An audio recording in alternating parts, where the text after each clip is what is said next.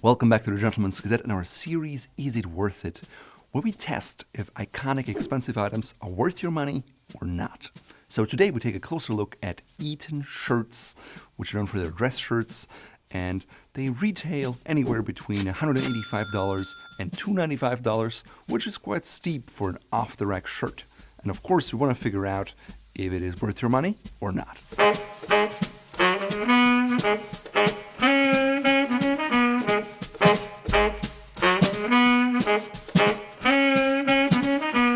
Within the realm of men's dress shirts, Eton falls somewhere in between higher-end brands such as 100 Hands or Attolini and lower-end brands such as Banana Republic, J. Crew, or Charles Tyrwhitt. Slim, including super slim cuts, trendier fabrics, as well as spread color options, and a non-ironed or wrinkle-resistant treatment have made them rather popular even among menswear enthusiasts. Spearheaded by their designer Sebastian Dollinger, they also are not afraid to push the envelope when it comes to very artistic or artsy and bohemian type of shirt fabrics and materials. So when it comes to things like floral patterns, they don't have to hide behind Eton or Robert Graham. Of course, all that comes with a relatively hefty price tag for an off-the-rack shirt. Casual shirts cost between $185 and $235 in 2020, and their more regular dress shirts range anywhere between $235 and $295 US. This is certainly a level where you can't just get online made-to-measure shirts, but you can actually go to a local store or haberdasher, get a full-fledged made-to-measure shirt. You can even get bespoke shirts in Europe for less than that, out of comparable fabric with considerably more handwork. Even if you get one of their shirts on sale for 40 or 50% off, they're not quite a super low bargain. However, ever since 2012, Eton has developed a strong foothold with higher-end or upscale menswear retailers. So that begs the question, why are Eton shirts so popular with retailers, and are they worth your hard-earned money or not? To answer those questions, we first need to understand how Eton got to be where it is today, what fabrics they use, what their fit is like, the materials they use, and of course the workmanship and details of the shirt. The company was formally founded in 1928 in the small Swedish town of Oster by Annie and David Peterson. Initially, they would sew those shirts out of their home under the label of Skordfabriken Special. It meant as much as Shirt Factory Special. They grew in popularity locally, and being in an area where there was still quite a textile manufacturing at the time in Sweden, they were able to expand rather quickly. In 1955, they made a push into the British market, and David Peterson had been to Eton in England and was impressed by its nimbus and the campus, and they also realized that the Swedish name wasn't quite marketable in England. And so they started a line that was the Eton Special line, and when it was really popular, they decided to rename the entire brand into Eton. Around the same time, they opened a state-of-the-art shirt factory in Oster in Sweden, which today serves still as the headquarters of the company. I was able to visit the headquarters in 2014 when they were still making their higher-end DNA shirts in Sweden. I don't think they do that anymore, simply due to the high labor costs in Sweden, but one thing that really stood out to me was all the equipment and machinery they used. They had developed extensive processes and even came up with their own ceiling-mounted systems that were branded as Eton. Throughout the existence of the company, they always tried to get better, get more efficient, and have a better quality shirt. And because of that, they came up with new machines, machine additions, and whole systems, which eventually was outsourced in a subsidiary called Eton Systems, which is wholly owned by Eton Shirts. In my mind, that was really impressive for a clothing company. Also, they always were interested in innovation, and so even in the 70s, they experimented with organic, non-iron or wrinkle-resistant treatments, which eventually led to their first what they called non-iron shirt in 1992. In my opinion, to this day, their non-iron treatment is a cut above the rest, and it's something that gives them a competitive advantage in the marketplace today. The company was probably owned until 2012, when Litorina took over. They then sold it again to EQT Partners in 2016. In my mind, it was very interesting to see that Eton didn't really become popular in the US until after they were acquired by private equity ventures. So now the big question, is an Eton shirt worth it? Now, Eton has claimed in the past that they make the best dress shirt in the world. So of course we want to know, is that actually true? So what do you as a consumer actually get in terms of materials, construction, fit, and details when you buy an Eton shirt? Just looking at the shirt, the number one ingredient is of course the fabric, and so a high quality fabric is important for a high quality shirt. Now Eton uses mostly Giza 45 cotton, which is a long stable Egyptian cotton, or Sea Island cotton from the West Indies. Only 0.0004% of all cotton in the world are actually Sea Island cotton, so it's not something that is really well suited for mass production at the scale that Eton is doing it. Eton is also large enough to create exclusive fabrics just for them, even with leading shirt fabric manufacturers. Because they produce over 1 million shirts a year, they use different kinds of cottons, including Star cotton from J.C. Holloway and Egyptian cotton. All of their stuff is extra long stable cotton, which means it lasts longer and will pill less. All of Eton shirt fabrics are true 2x2 ply, meaning all the warp and all the weft yarns are actually 2-plied. Why is that important? Basically, it makes the yarn stronger and makes it more consistent. And if you want to learn more about cotton and different quality levels, check out this in-depth guide here. When I visited Eton 6 years ago, they were also experimenting with more environmentally friendly fabrics or materials, such as Tencel from the Austrian company of Lenzing. And today I think they offer a cotton Tencel blend option, but the majority of their shirts are still 100% cotton. Apart from their signature twill shirts and a full range of broadcloth Oxfords and all the typical men's dress shirts, they also have a large range of casual shirts and artistically inspired shirts that are more geared towards the young professional or bohemian type. If I had to point out just one thing about Eton shirts, it clearly is their wrinkle-resistant or non-iron treatment. Now, first of all, there's no such thing as a true non-iron shirt, and if you want a crisp look without any wrinkles, you'll have to iron it. That being said, non-iron treatments can really help to keep shirts better looking and crisper, especially when you travel and when you move around all day. Now, what's so special about Eton non-iron dress shirts? Well, most non-iron treated shirts are coated in formaldehyde, and it's a chemical that will come off over the course of, let's say, 20 washes, and it also doesn't feel very nice on the skin. It has a very plasticky, almost cheap feel on your skin. Now, Eton, in collaboration with Alumo, which is a high-end Swiss shirt fabric manufacturer, developed an organic process that is applied to the yarn, not the finished fabric, that makes the fibers more wrinkle resistant. The big difference is that you don't need bad chemicals to achieve that effect. And I remember when I was at their headquarters, they advertised that their shirts had fewer bad chemicals than a cup of black tea. Remember, that's pretty impressive, and it's probably one of the reasons why Eton shirts are so popular today. So apart from the fabric, the interlinings they use are of high quality. I've worn their shirts for around 6 years. I haven't had any issues with blistering. In terms of workmanship, the buttonholes are stitched very neatly. They're cut first and then sewn by a machine with a high stitch density. All the buttons are sewn on with the Escalite machine, which is a method that creates a shank so you don't have wrinkles on your shirt when you button it, but more importantly, it is designed so the button will never come off. And in fact, I've never had a button come off of any of my Eton shirts. Now, unlike with most other shirts in this price category, the buttons Eton uses are not true mother of pearl. Instead, they are a mixture between crushed mother of pearl and resin and plastic, and to me, they feel like a plastic button, even though it's a very sturdy one and it's not prone to breakage. But it's definitely a cut below what you would expect from a shirt in that price range. In terms of stitching, Eton claims each shirt has about 12,000 stitches. No, I didn't count every single one of them, but I can tell you that the stitch density is very high at about 8 stitches per centimeters or about 20 stitches per inch. They also use single needle stitching on the sleeve and along the side seam, and it is all machine stitched. There is no hand stitching, but everything is very neat and accurate. The shirts are of course factory made, so if you have a patterned shirt, not every pattern on the stripe or the shoulders are aligned. Also, the yoke is not split, which is not a big deal for an off-the-rack shirt, but if you go bespoke, having the ability to have different yokes allows to accommodate a different shoulder slope. Also, of course, if you hand make a pattern, you can ensure that the stripes are all aligned and every pattern matches and looks super neat.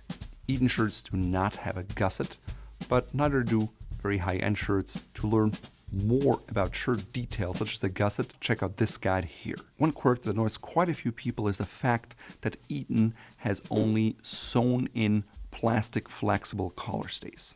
So if you want a stiffer collar stay, you can't add it because there's no option for that. 5 years ago, Eton offered different ranges, such as their red label, which was more business-oriented, a green label, which was softer, and then their DNA, which was made in Sweden and more high-end. Now, today, it doesn't seem they still offer those same ranges, but they still offer dress shirts, evening shirts, and casual shirts. When I visited their factory, all of their shirts were made in Eastern Europe, mostly in Romania and Lithuania. All the shirts I have from them today, which are 5, are all made in Romania.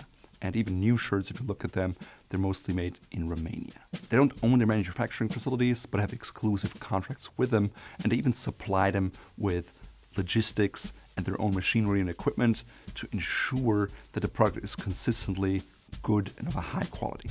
On their website, they no longer offer their DNA shirts, so I don't think they produce shirts in Sweden anymore.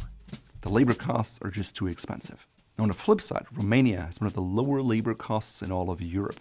So it's surprising that a shirt with such a high retail price is not made in Italy, for example, but in a much lower cost country like Romania.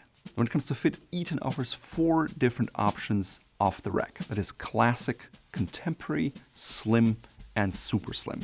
Then they also have things like evening dress shirts and sleeves that are extra long if you're tall and can't find shirts otherwise. On their website, for an upcharge of what seems to be $40, you can get a custom shirt, but it seems to be more like a made-to-measure or a made-to-order program. I know they claim they offer both made-to-measure and made-to-order, and I'm sure if you buy their shirts at the store, you get more information about that. Personally, I have not tried that service, so I can't really tell you much about it. Now, my right shoulder is about 2 inches lower than my left one, and it's also sloped more. So for me, made-to-measure or made-to-order programs don't really help that much if I want to get that perfect fit, especially considering that off-the-rack Eton shirts fit me pretty well, even though I have relatively long arms and a long torso, but they accommodate for that. In the US, contemporary is Eton's most popular fit, but it's going head-to-head with a slim fit. That's what I'm wearing in the video today. It offers a tapered fit, back darts, and it's just overall slimmer than what you would usually find in the US. At the same time, it doesn't feel overly constrictive when you move around because it has smaller armholes and enough room in the chest and the back. On the other hand, their super slim fit is one of the most aggressively skinny fits on the market. Of course, it has back darts, but it's super tight and it's ideal for men who want that skinny tight look or are just very slim themselves and can't find a shirt that fits up to their standards otherwise. And their slim fit is somewhere in between the super slim and the contemporary fit, and it's what 65% of European men buy from Eton. Now, they also have a classic fit, which doesn't have any tapering or any darts. Normally, when I get off the rack shirts, the sleeves are typically too short, but on my European size 41, which is about 16 inches, the sleeves are about 36.5 inches long, which is probably 1.5 to 2 inches, or about 4 to 5 centimeters longer than what I typically see in shirts now. Now, if that isn't long enough for you, they even have a very small section of extra long sleeves that you can get. Also, because it's longer in the torso, it doesn't come undone so easily, which is something I appreciate. Also, as I said, they're a really great option if you're looking for that super slim or skinny fit. Now, I believe they're not great for people who are on the shorter side, who have maybe a little more weight on their hips and just don't have a long torso. So with all that said, is an Eton shirt worth it?